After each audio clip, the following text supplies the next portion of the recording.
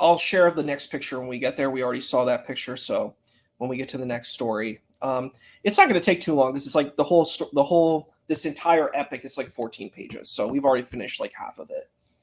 Right. And in the beginning of our stream, we were doing some other things too, so Yeah, no problem. this shouldn't be too hard to get through. Okay, I'm glad that is everybody back too? I hope. No, not yet, but That's okay. We're recorded, so we're good. yeah. All right. So this story is called. This is to recap where we were at. We know the first Watchman saved the Queen's life from the story that he heard.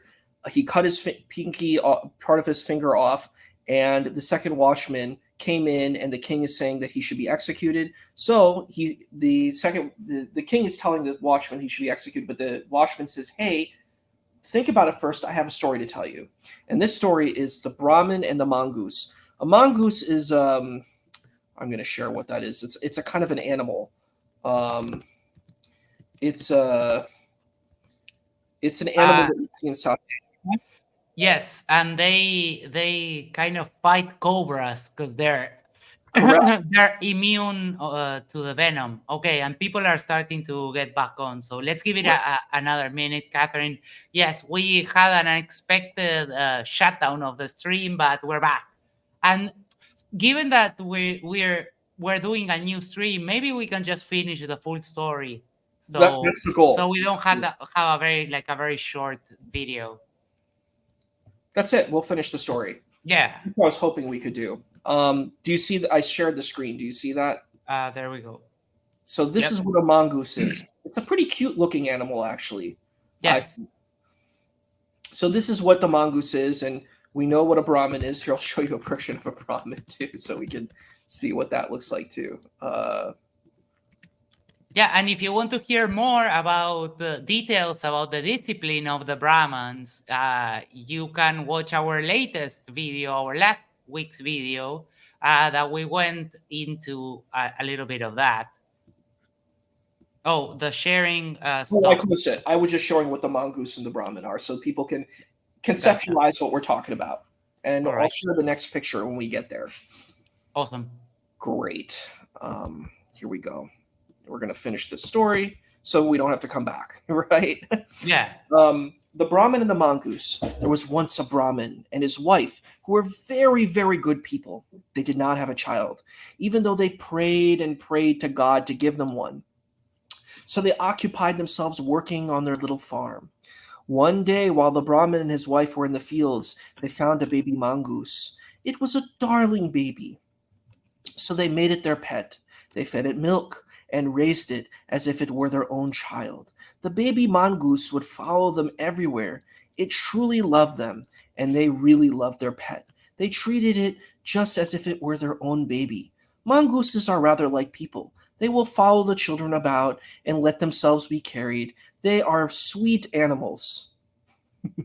During this time, the woman became pregnant and later gave birth to the baby boy. So now they had two children, the mongoose and the baby boy.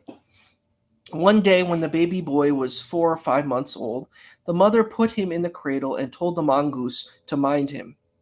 "Watch the baby while I work in the garden," she said. "You can give him his milk too." When the mongoose was minding the baby, a cobra appeared and came right up to the cradle. When the mongoose saw this, it jumped and struck the snake, bit off its head, and chewed its body to bits. Then it put the dead cobra in a heap near the cradle and went to tell the mother. When the mother saw the blood all over its mouth, she was terrified and started to scream, "The mongoose killed my baby! Ayo! You killed my baby!" Without thinking, she and her husband picked it up by its legs and smashed it against the ground and killed it. They ran wildly back in the house, but when they looked inside the cradle, they saw their baby was perfectly all right. Then they saw the dead snake beside the cradle and realized what they had done. They began to wail, "See what we have done! We killed our other baby, the mongoose who protected our baby boy. We will never have another one as good as he. They were so distraught that they pulled out their tongues and they both died. Then, because there was no one to look after them, after him, the baby died too. All four died. Oh. I told you that we're going to go into hard stuff. And these are children's stories. This is a children's story. Yes, that's what I'm telling you. It's like the other story we read, right? Yeah. Um, those what were they called them? The Anderson. What was it? The those Christian Andersen. We Christian Andersen, yes. those other stories we read. They were like really dark. It's the same thing. Hmm. um, I think it's kind of good for children to have strong stuff like this because it teaches them and makes them mature. Of course, it needs to be a certain age. You know what I mean? But Yeah. I think it's pretty powerful. So we'll continue. After finishing his story, the watchman said, "O king, if they had investigated before they acted, the four of them would still be alive. But because they were hasty and acted without knowing the reason for the blood, they lost their lives. Therefore, O king, think about the fate of those who do not look into things deeply enough. Remember that what happened to this family of four. The parents saw something with their own eyes, but they did not investigate to discover the truth behind what they saw. They saw something, but they did not see the whole truth. Everything you see with your eyes is false. Everything you hear with your ears is false. You must examine and investigate what you see and hear. Careful examination is the only thing which can discover the truth, because of one careless thought, four lives were destroyed. O king, we must always reflect on what we do." The advice of the third watchman. It was now 12 o'clock, and time for the second watchman to go off duty. There were still 6 more hours until daybreak, so he pleaded with the king to stay the execution, but the king was furious. "Why are you telling me this? I must kill him." "No, no," said the watchman, shaking his head. "You must look into things deeply. It is much better to reflect first and then act." So he left to go about his other duties, and the third watchman, who had known that the horse was lame, came in. The king asked him, "Watchman, did you hear what happened here? Did you hear about this injustice? Did you see the terrible thing one of your watchmen did? I want him killed immediately. I want his throat slit before daybreak." The third watchman replied, "Oh, great king, oh, York. Oh, great king, it is much better to reflect before you act. He might have some reason for what he did. No one does anything without a reason. First, you investigate the reason. Why should I investigate something I saw with my own eyes? I saw the two of them talking. Her blouse was unbuttoned, and I heard them talking. Now he must be killed. Please, O king, there are only 6 more hours until daybreak. Just wait a while, and we might find out why this has happened." But the king was beside himself with anger, and nothing anybody could say could dissuade him. Then the watchman pleaded, "O king, please, listen to a story I would like to tell you." "Very well, very well, tell your story." The blind man and the dog. Um, yes. There once was a blind man who had a very wise dog. Give me one sec. Again, the concept of a story within a story. This has so many stories as a tapestry, That's pretty interesting. and it's pretty short for all of these stories. It's even more elaborate than the tapestry than the ones that we read for Scheherazade. Mm-hmm. There was once a blind man who had a very wise dog. The dog would do everything for his master. He would guide him wherever he wanted to go, taking him to the pond for water and even carrying water back for him. Often the blind man would write a note on a piece of paper, give it to the dog to take to the store in his mouth, and the shopkeeper would give him the food to take back home. The dog brought everything his master needed, carrying it in his mouth. He served the blind man this way for 15 or 20 years. No person would have done so much service for this blind man. Now, one day, the man realized he was in debt. He thought if he could borrow money by lending his dog for a little while, then he would have enough money to pay his debt. And then he would earn a little more money. He would be able to get his dog back. So he took the dog to a rich man, a gold merchant, and said, Times are difficult for me right now. This dog is my life, really my whole life. But I am in debt, and because I am a human being, I have to repay my debts. I do not like owing anything to anyone. Please keep this dog for a while and pay me $25. When I have $25 together, again, um, I will bring it to you, and you can give him back to me. Please take very good care of him, because he is my life. So the rich man gave him the $25 and took the dog. The blind man instructed the dog, You must protect this house as you have protected me. Do not let any of these thieves come into this house. Protect this man the way you protected me. Protect him with your life. Until I come back to you, I will come as soon as I can.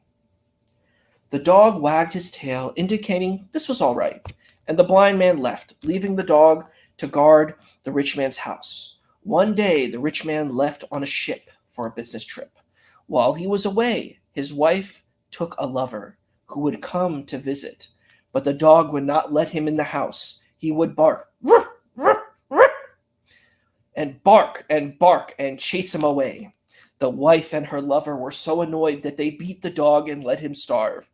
But still, the dog sat on guard at the house. He would hide somewhere, and as soon as he saw the boyfriend trying to enter the house, he would chase him away. Meanwhile, the dog survived on garbage, scraps, or whatever he could find on the street. 4 months passed this way. The woman would not feed the dog, and she would chase it away whenever it came near the house. One day, the dog had gone looking for food and came back to find that the lover had gotten into the house. He could see what they were doing in there, and it was very wrong.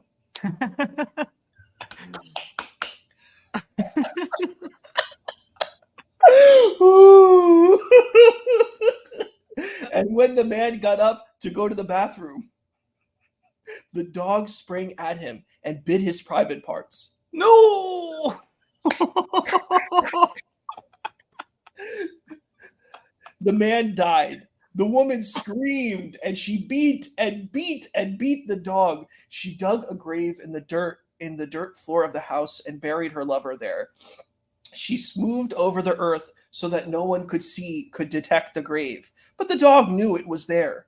In a month's time, the rich man came home again. The dog ran up and barked, "Ruff, ruff, ruff, ruff, ruff."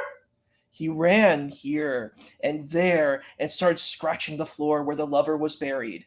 The dog pulled at the rich man's legs, running back and forth, trying to tell him what happened. But the rich man didn't understand. What has happened? He asked. Let me see. What has happened? He asked. The dog said, Come, come, come, look what is in your house. He scratched at the floor and barked, "Ooh, ooh." He jumped up and tried to show how he had bitten the lover's private parts. What? I told you this was heavy. I told you this was heavy, man. This is a children's story, by the way. Yes. Friendly reminder. And it's actually written like a children's story. It doesn't tell you, but you know, like as an adult, you know everything that's going on. What is he digging? What is he digging up? Asked the Frenchman. What is here? Asked the wife. Nothing is here. This dog has rabies. It is mad, she lied. But the dog continued to pull at his leg and whine, and finally the rich man dug up the corpse. What have we here? He exclaimed. Then he knew that his wife had taken a lover, and the dog had killed him. He had seen this man sneaking around the house earlier, and now he understood why. I'm going to show you the picture of this dog so you can know about this dog and the struggle that this dog is having. All right, here we go. You'll get a little quick pic of this dog. All right, you can see the dog now? Hold on. There we go. Oh, poor dog. The dog survived on garbage, scraps, and whatever he could find. That dog isn't looking too well. But we're going to continue to find out what happens to this dog. So I'm going to stop sharing. There we go. Okay. I'm having mixed feelings because I don't generally like snitches. But what he did was sort of okay. So I don't know. I'm Well, having... the dog is doing his job. The dog is a security guard. The guy, that's the job of the dog. You know, Yeah. the dog is supposed to snitch. That's, you know what I mean. You know, like when a person like steals clothes from like a department store, the security guard comes and says, "Ruff, ruff, ruff." Yeah. And this man was sneaking around. So this man was sneaking around the house before, and now he knew why the man was sneaking around the house. Ooh, make sure if you're gonna have any kind of relationship, you want the folks you want. There's got to be like a split. You know what I mean? Yeah. Max, I know you wouldn't do this. No, that's why I like cats, because cats don't give you away. You can do whatever you want, and they just don't care. Oh boy.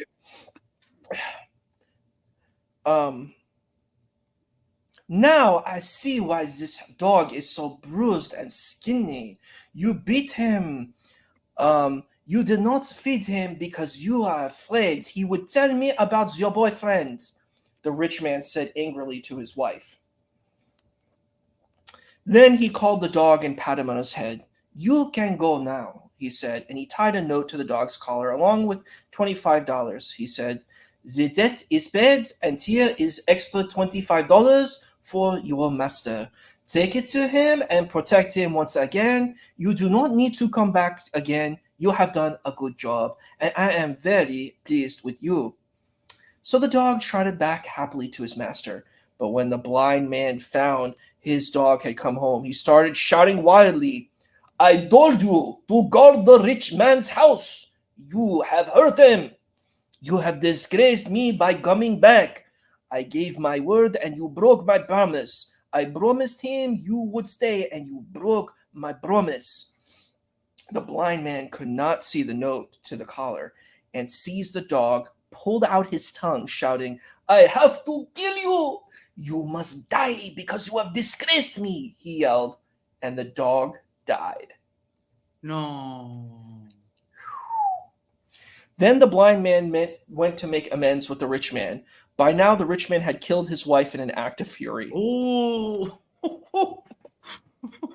my Lord. Didn't I tell you? I told you the story punches hard. I told you. I wasn't joking. And was so depressed that he wanted to die. He felt no longer had anything to live for. The blind man approached him and pleaded, please forgive me for the terrible thing my dog did. What terrible thing did your dog do? He asked. He left you, so I killed him. You killed him! How could have you done such sacre bleu? How could you have done such a thing? Did you read the note I tied to his collar? I wrote you a note. Didn't you see the money I tried tied to his collar? I did not see them. I was so furious with him for coming back. I pulled out his tongue and I killed him.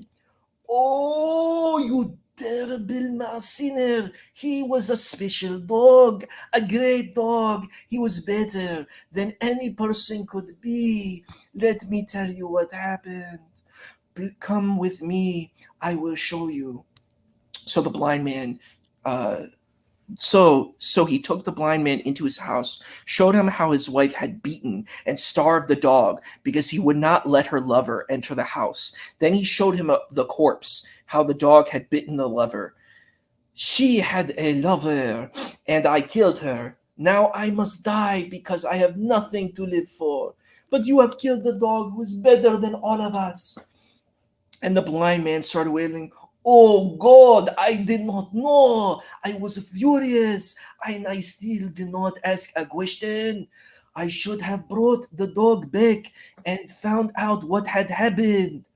So the rich man killed himself. The blind man also killed himself by pulling out his own tongue. Ah! The third watchman said to the king, "O king, see now how many people died because they did not investigate what happened? The blind man failed to investigate and did not find the note tied to inquire into everything. Everything you see with your eyes is false. Everything you hear with your ears are false. You will only discover the truth if you reflect deeply before you act." See, I told you, this is heavy duty. This is like horror stuff, right? Like Yeah. that was like a horror story, right? That's like Yeah. literally from a horror. Like you could see that like on the Twilight Zone or like a Tales from the Crypt. That story I just read was like a Tales from the Crypt story. I I remember the first Tell Me That Story show. I ended with a joke of saying everything ended up like all the characters die, and I finished that show by saying everything ended up well. This is a wonderful story to tell the kids. But I could have never figured like someone actually telling something like this to the kids. This is this is awesome. It's much darker than what you even read, right? Like this is dark. Yes. That's Christian Anderson. There's like lovers that get their private parts bitten off. I'm like, yo, dude, that story is like, and we're not done yet. We still have another story in here that gets dark too. So we're not done yet, man. Catherine said, "This is a good dog," and now when you finish a story, when everyone died, she face palmed. And it's powerful because the thing is, you see the mongoose and the dog. These are innocent characters that are doing their job, but they can't even advocate for themselves because they don't speak the human language, and then they pay the price for humanity. It's pretty powerful. Yeah, yeah, Okay, yeah, yeah. here we go. This is the advice of the fourth watchman. Now the third watchman's time was up, and he had to leave. It was 3 o'clock in the morning, and the fourth watchman, who had deduced the horse's tail was short, came on duty. When he saw the fourth watchman, he said, "Watchman, did you hear what happened here? Did you hear about the terrible thing your friend did? I want him executed before daybreak." "O king, please be patient a while," replied the fourth watchman. "There are only 3 hours left before dawn. Then we can find out what really happened. There must be a reason for all of this." The king was beside himself, still wanting to execute the watchman immediately. But the fourth watchman said, "O king, please be patient and let me tell you a story. Listen to it, and we can investigate what happened in the morning."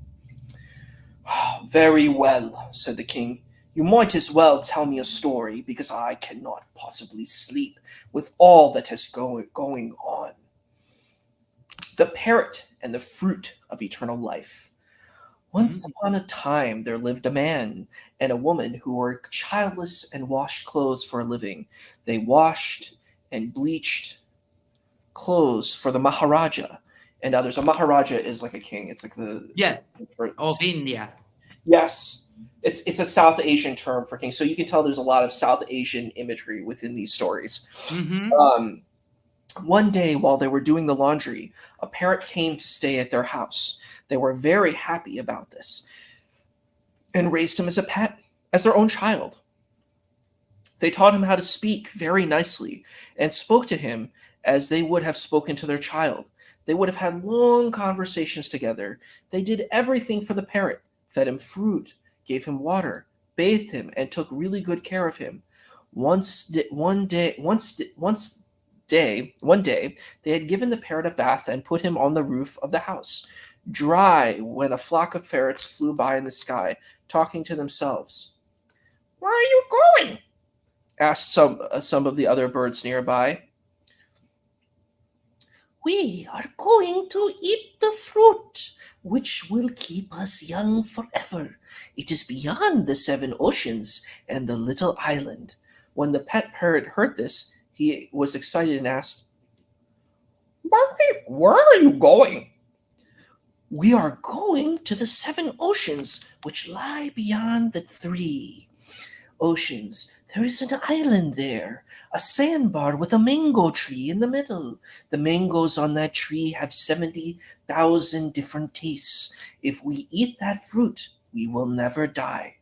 When they eat from that tree, all our old male and female parrots will become 16 years old again, and they will live eternally. The fruit is ripe now, so we must go right away if we are going to eat it." "Oh, brothers, wait a minute. I am coming with you," yelled the pet parrot. He was thinking, "My parents are very old, but if I bring them this fruit to eat, they will be young forever. I can eat one, and they can eat one, and we will live happily ever after." So he joined the other parrots and flew to the island, where he ate one mango and then returned with another in his beak. He took the fruit of his mother and said, "If you eat this fruit, both of you will be 16 years old forever. Then we will be together forever. We will never die." He told his mother everything the parrots had said, but his mother scolded him. "Where did you go for so long? We were so worried about you." "I went to get this fruit with the other parrots." "Very well. Let us see the fruit," she said. And when she discussed the matter with her husband, they decided then that rather than eat the fruit themselves, it would be better to give the mango to the Maharaja, who would give them many presents in return. Mhm. Doesn't sound like a good deal to me, but okay. Sorry, I think I'm going to take the fruit over some money. So they took the fruit to the Maharaja. They told him, "Our parent has brought this fruit from the 7 oceans, which are beyond the 3 oceans. It is a special fruit, and whoever eats it will be eternally 16 years old." "How can this be? What is this all about?" the Maharaja and his followers asked. So they decided to test it on the oldest man in the kingdom. They did not really know him and did not really care whether he lived or died. So they gave the fruit to him and his wife, and as soon as they ate it, they became 16 years old. The Maharaja was very happy. He gave the laundryman and his wife a great many presents and commanded that the mango seed be planted and guarded very carefully, so that everyone in his kingdom would be 16 forever. So they planted the seed, placed a guard nearby, and the tree grew. But even though a guard was on duty, a cobra came along one day and climbed into the tree. The tree's flowers were in bloom just then, and the snake wanted to smell the flowers. 7 or 8 mangoes had grown by this time, and while the snake was smelling the flowers, some of the poison dripped onto the fruit. The fruit was the first to ripen, and the guard took it to the Maharaja, who said, trying to think, "I will give this to my grandfather and mother so that they can live forever." But when they ate the mango, they died. The Maharaja flew into a rage and ordered the execution of the laundryman and his wife. "They killed my grandparents! Execute them!" he shouted. And so they were executed. And when the parrot heard of this, he became wild. He flew around and around circles and went to the Maharaja shrieking, "You fool! You killed my mother and my father. You killed them without knowing what you were doing. Didn't you see what was happening? What really happened? Is this how you rule a kingdom? Didn't you see that the others became younger? That proved the fruit was good. Didn't you investigate why these two people died? The parrot shrieked and shouted, You killed my parents. My grandparents were killed because the venom of the cobra poisoned the fruit. You did not die because of the fruit. They died because of the snake venom. You did not investigate this properly. So Maharaja commanded a second fruit be brought. Then he called for another old man and made him eat it. The old man became 16 years old. Then he got hold of two other elderly people, fed them the fruit. They both became 16 years old. Again, he gave the fruit to two others who also became 16 years old. The parrot shrieked and wailed, Oh, you foolish Maharaja! Your parents died because of your blood ties, and you murdered mine. The evil you have committed will return as your karma. Now I too must die because of you. It is my fault that my parents died, so I cannot live any longer. And the parrot killed himself. When the Maharaja saw this, he was so overwhelmed with grief he took his sword in his own hand and also killed himself. After telling the story, the fourth watchman explained, O king, the Maharaja did not investigate the situation adequately. It really happened, and so many people were destroyed. The Maharaja did not test the fruit before he gave it to his grandparents, and that is why he died. Because of the parents of the parrot died, and the Maharaja himself died. 6 people died. Therefore, O king, everything you see with your eyes is false, and everything you hear with your eyes is false. We must investigate and understand with great clarity. Now, I'm going to show this picture. We're getting towards the end of this story. We're killing it here. Yeah.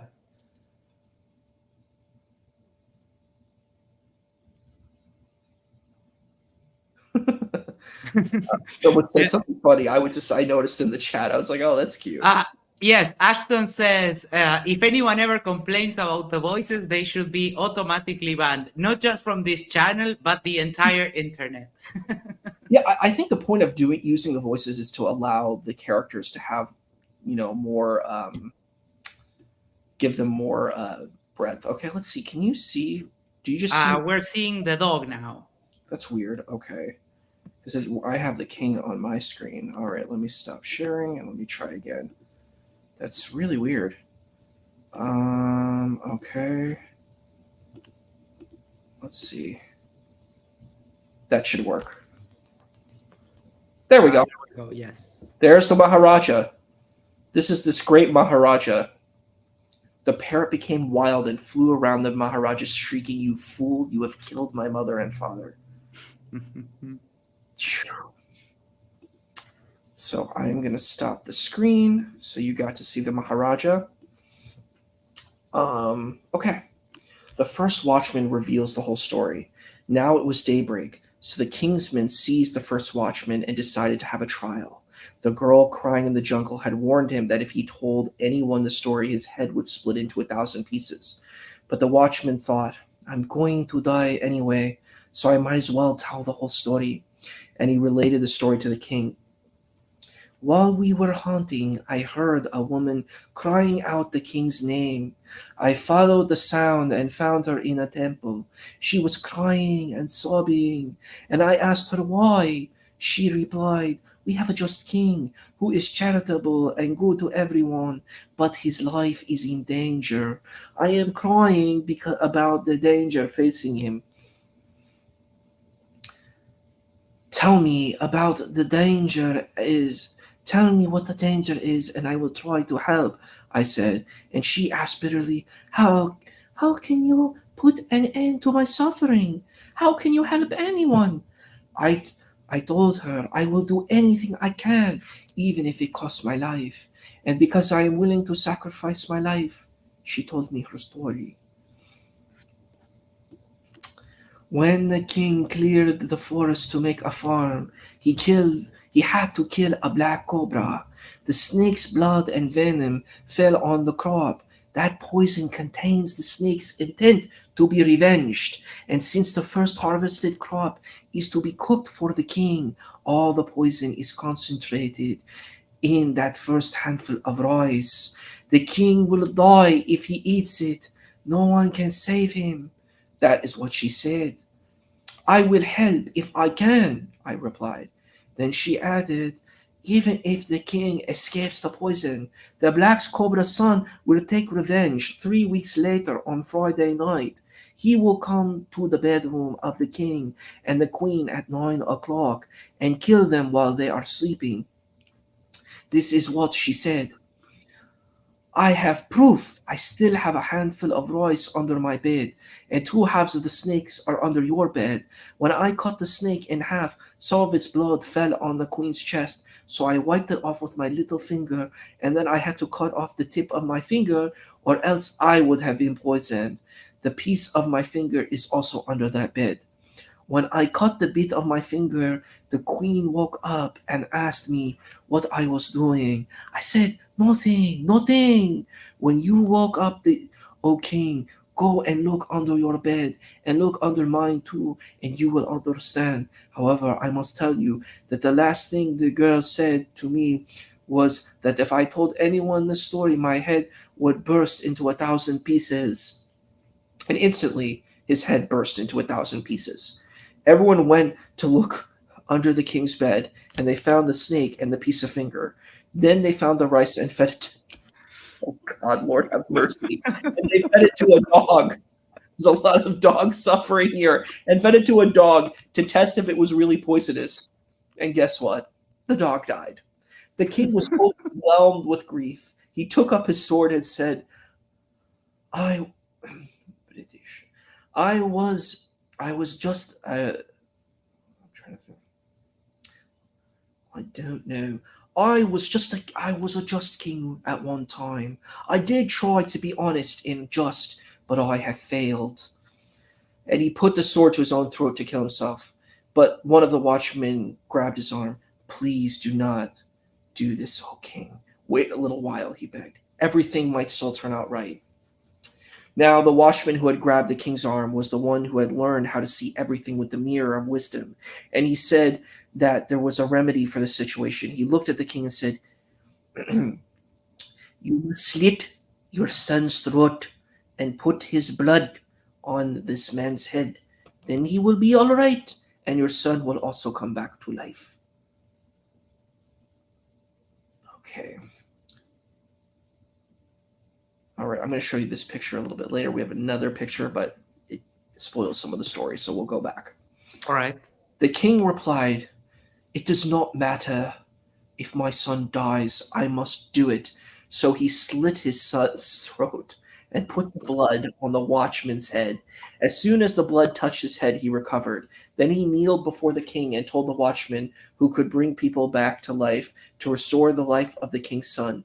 Instantly the child recovered, and the curse was lifted from the king. Then the wise watchman said, O king, from this day forth, you must have honest men as ministers in your kingdom. Such men will always protect your kingdom. So from that day forth, the 4 watchmen became ministers who watched over the kingdom, and everyone lived happily and justly. And we still have a moral. We're not done yet. We're going to get to the moral of the story. Here we At least we got some happiness. It's hard. That was that. Yeah. So this is okay. Can you see? I think you can see it.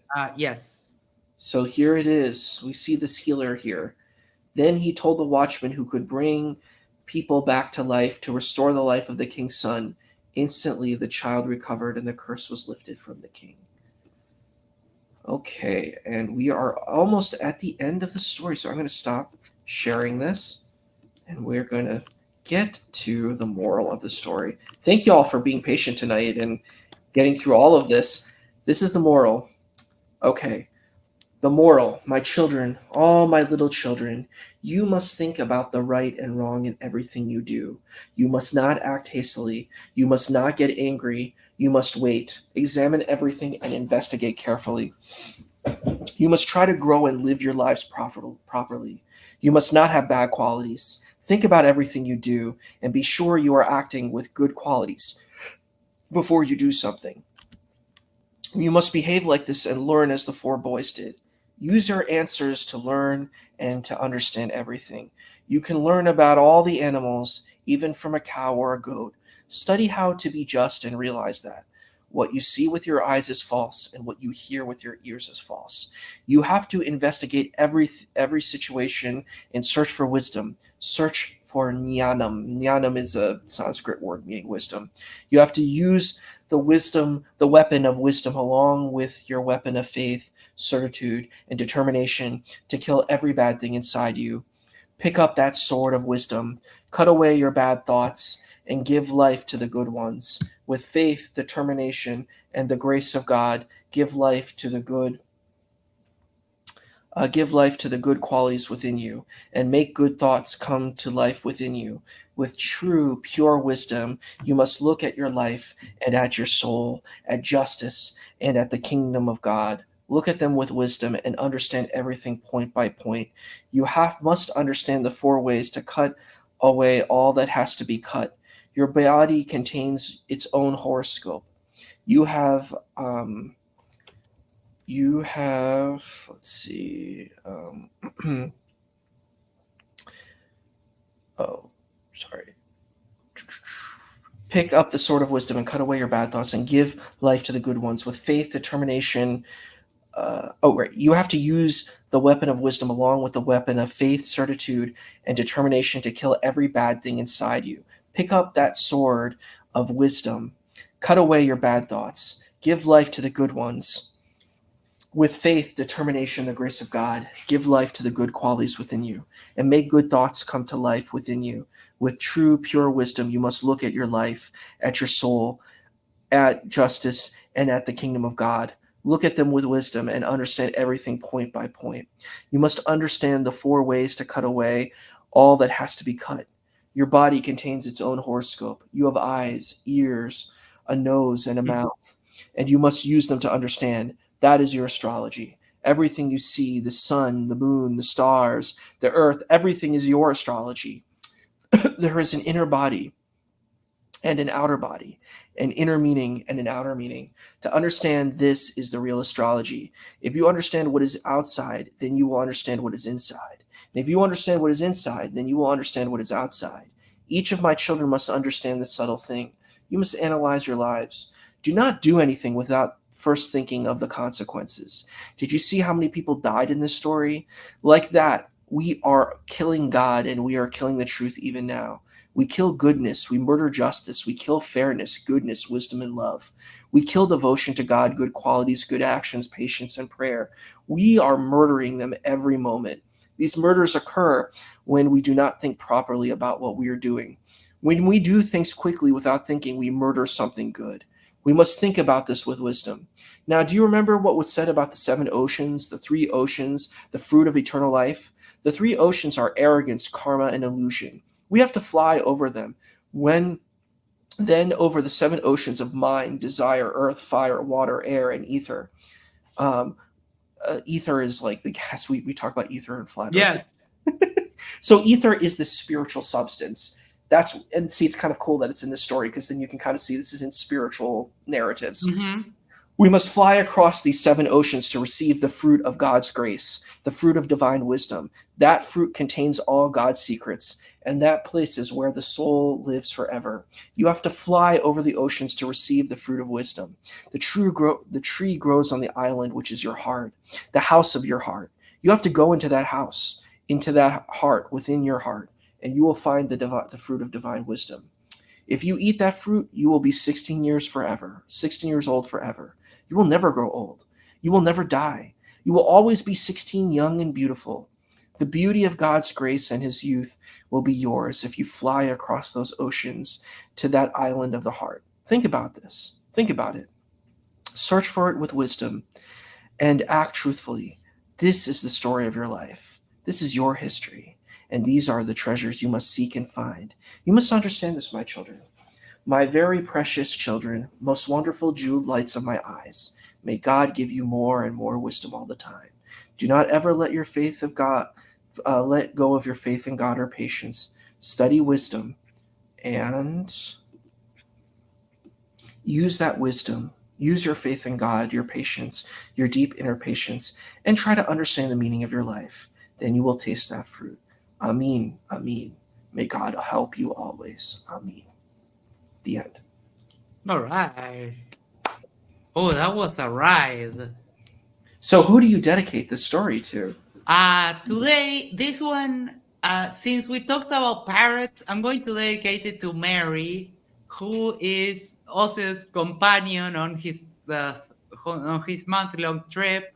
He couldn't get anyone to babysit her, so I'm going to dedicate it to Mary, who is going to hang in there with us for his month-long trip. And who would you like to dedicate this to? Um, let's see. I'm gonna dedicate this to um it's not exactly a person, but it's what I want people to be. I'm seeking it for us to all become patient people, that we don't go in haste. So the point is, even if whether you believe in God or not, there's still value for this story for everyone, I think. Hmm. And it's this idea that I want to dedicate it for us as people to have patience and not to react hastily where we make bad choices that can hurt lots of people. So may we as people work with patience and not work in haste. Ah, that's a very good message. So yeah, thank you so much. Um, very interesting that a Sufi story is very centered on Hindu culture. Is it this way throughout all the book, or is it just this particular story? So we have to understand, maybe this is like a whole other thing. South Asian people who became Muslim, they became Muslim through like Sufism. So Uh there's this huh. interconnection of the indigenous South Asian culture. And a lot of South Asian Muslims are impacted by indigenous South Asian culture. So the teacher is coming from a South Asian culture lens and is in that framework of South Asian people. So all Sufi stories aren't like this. There are some Sufi stories that have the Middle Eastern Arab culture. And I wish we could watch that movie Thief of Baghdad. We could stream that at some point. I don't know if we're allowed to. Like I don't know about fair use. No, probably not, or because of the music. Just showing the trailer got us dinged for copyright. We had to remove that part of the video, but yeah, it would. We could maybe organize a watch party over. I don't know, at the MDD Discord or at the Matters Now Discord, and That would be cool. maybe record the reactions of everyone, and or I don't know, we could like figure out a way to have, I don't know, make it a watch party over at the Matters Now Discord and then come here to do the discussion, but I don't think that we can do that. It might get us dinged. I get you. No, it's fine. I think it's a really powerful story, and I think it has a major impact. And yeah, Yeah, but we can get thinking of it, and it's proving time tells you perfect choice, Isa, for the stories tonight. And one thing else is that, so going to answer your question, you'll see a lot of, like, even if you watch Arabian Nights, Thief of Baghdad, even Aladdin, like the Disney movie, you see this intercultural stuff between Middle Eastern and South Asian culture. Look at Hmm. Aladdin. Does he look like an Arab? He looks like me, pretty much.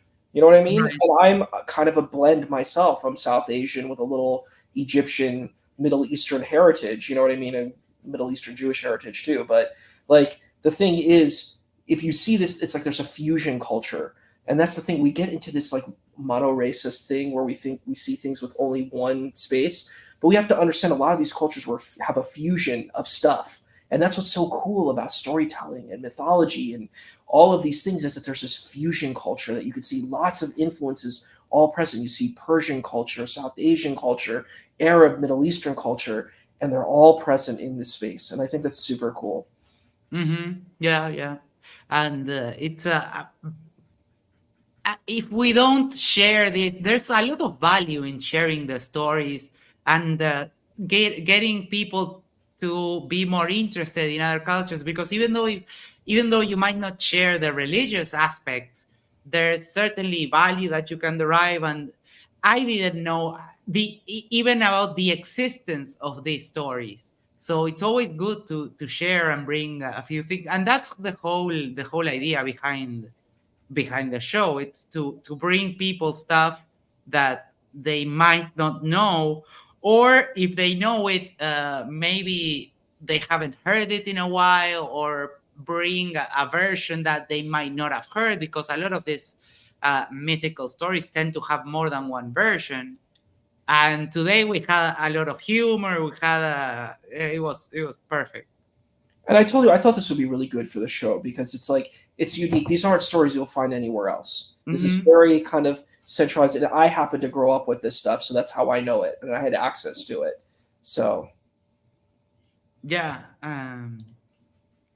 It's Probing Time says, actually, it was more Isa's wish mainly that I was uploading. The story was good, but that wish for everybody was absolutely perfect. Oh, okay.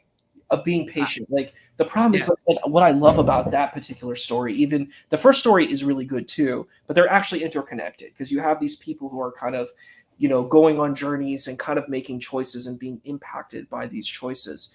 So in the second story, it's this idea that we might make choices where we don't think about what we're doing and people pay the price. Look at how Mhm. our governments are. You could just see this. Like people are like, I'm angry, something bad happened. So like my country was attacked. Let me go and do a war. Like, is that the best way to do it? Or have patience and think better because your outcomes as a leader can impact everyone.